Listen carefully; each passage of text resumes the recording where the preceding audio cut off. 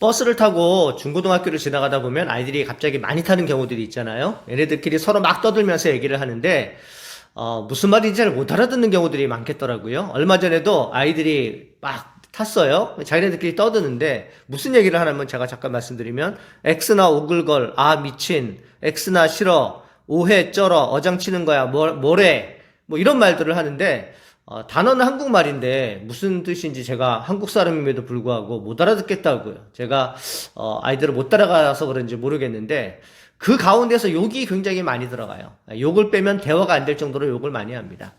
저희 딸아이 둘이 있는데 최근에 좀 자주 쓰는 말이 뭐 미친 이런 말을 해요. 미친이 미쳤다는 뜻이 아니라 멋있다는 뜻도 포함이 되고 열심히 한다는 뜻도 포함된대요. 그래서 멋진 사람이 지나가면 미친 뭐 이렇게 말을 한다고 합니다.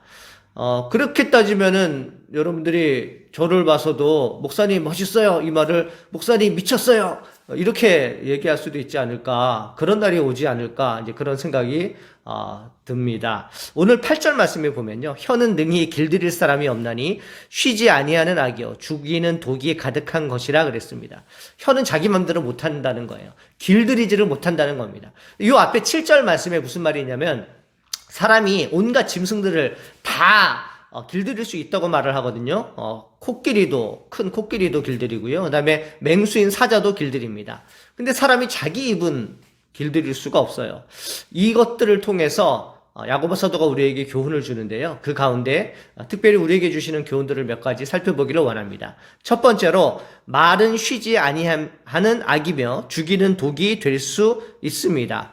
오늘 우리 8절 말씀 읽었잖아요. 거기에 이 두 가지가 나오죠. 첫 번째는 쉬지 아니하는 악입니다. 쉬지 아니한다는 말은 이 원본에 똑같은 말이 야고보서 1장 7절에서 8절에도 있거든요. 거기에는 이렇게 돼 있어요.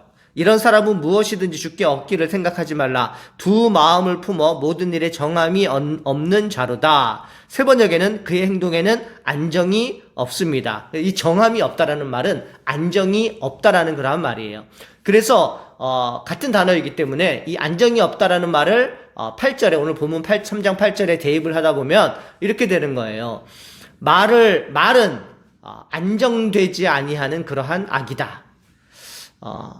욕을 한번 하면요 계속 욕을 하게 되고요, 그 욕이 또 욕을 낳게 됩니다. 욕을 한 번도 안 해본 사람에게 욕을 하라 그러면 굉장히 욕하는 게 어렵거든요. 근데 욕이 습관이 되면 마음이 안정되지 않고 그래서 욕을 하게 되는데 그것이 남을 죽이기도 하고 남을 해치기도 하는 그러한 악이 되는 거예요. 두 번째는 죽이는 독이라고 했습니다. 여기서 죽이는 이라는 헬라어 원어는 죽음을 가져오는 이런 뜻이에요. 세 번역에도 죽음에 이르게 하는 독 이렇게 되어 있는 거예요.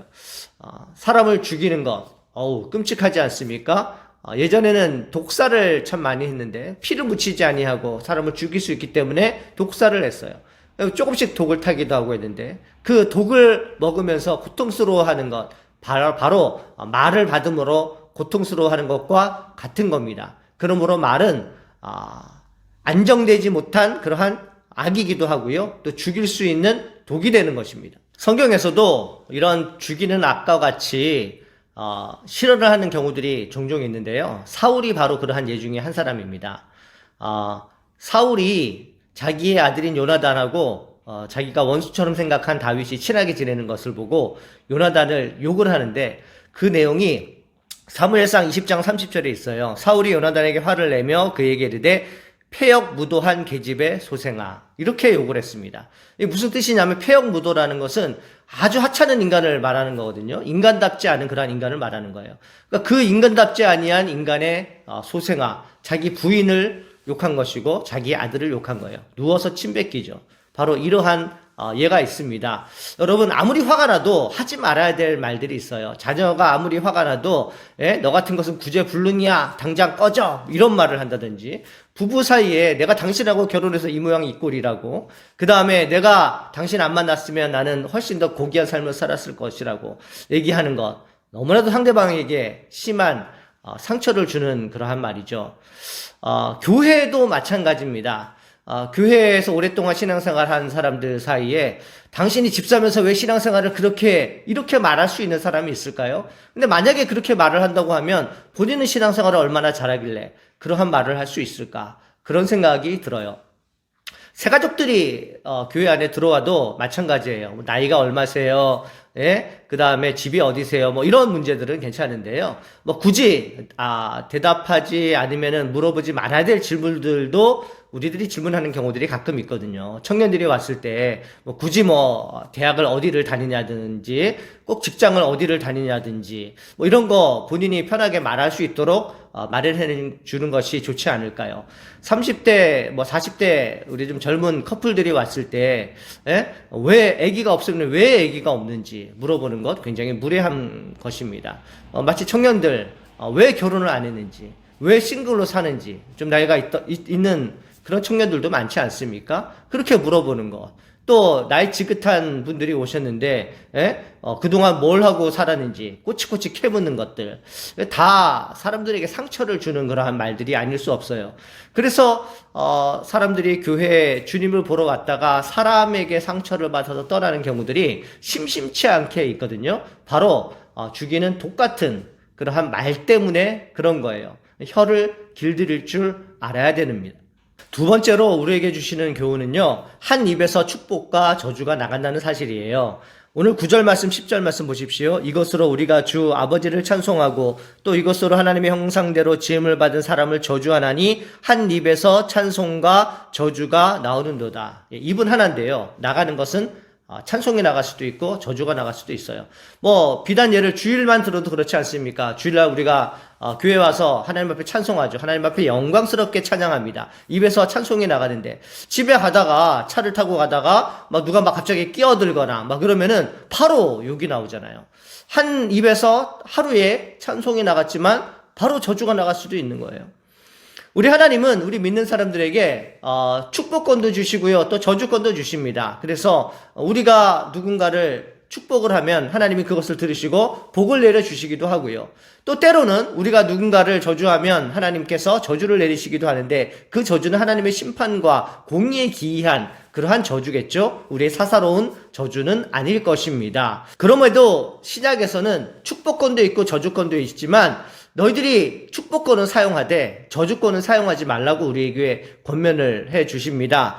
누가복음 6장 27절 말씀 주님께서 말씀하셨어요. 그러나 너희 듣는 자들에게 내가 이르노니 너희 원수를 사랑하며 너희 미워하는 자를 선대하며 사도 바울도 원수를 축복하라고 말합니다. 로마서 12장 14절 말씀에 너희를 박해하는 자를 축복하고 저주하지 말라 이 말씀을 하는.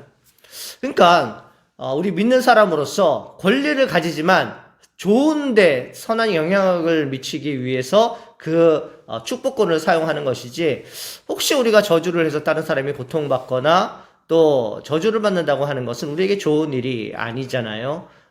축복하는 말을 많이 사용하십시오. 사람들을 선대하십시오. 비록 그가 나에게 악한 말을 할지라도 그것을 악을 악으로 되갚지 마시고요. 악을 선으로 되갚으시면 하나님이 여러분들에게 좋은 것으로 채워주시고 또 큰 은혜를 베풀어 주실 줄로 믿습니다. 세 번째는 저희 개인적인 권면인데요. 말에 오해가 없도록 했으면 좋겠습니다. 한국말은 뉘앙스가 굉장히 많이 달라서 오해를 하기가 참 쉬워요. 이런 우스갯소리가 있습니다. 집사님 네 분이, 남자 집사님 네 분이 여름철에 보신탕을 드시러 가셨대요. 보신탕을 먹으러 갔는데 아주 잘하는 단골이에요. 아주머니가 기뻐 맞으면서 집사님들 오셨어요. 여기 앉으세요. 딱 넷이 앉으셨어요. 주인이 물어봅니다. 여러분들 다 개죠? 그랬더니 앉은 분들이 예, 저희 다 개예요.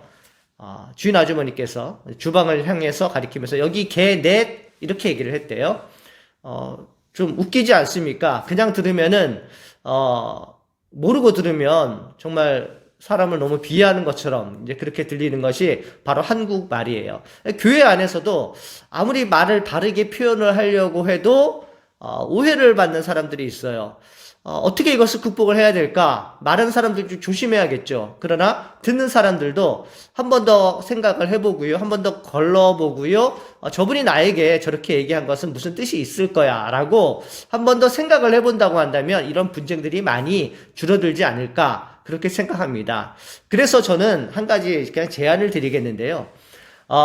창세기에 그 야곱이 형을 배신하고 외삼촌 집에 피신했다가 돌아오면서 다시 형 에서를 만나는 장면이 나오는데, 그때 야곱이 이제 좀 아부를 떨면서 형에게 이런 말을 하거든요.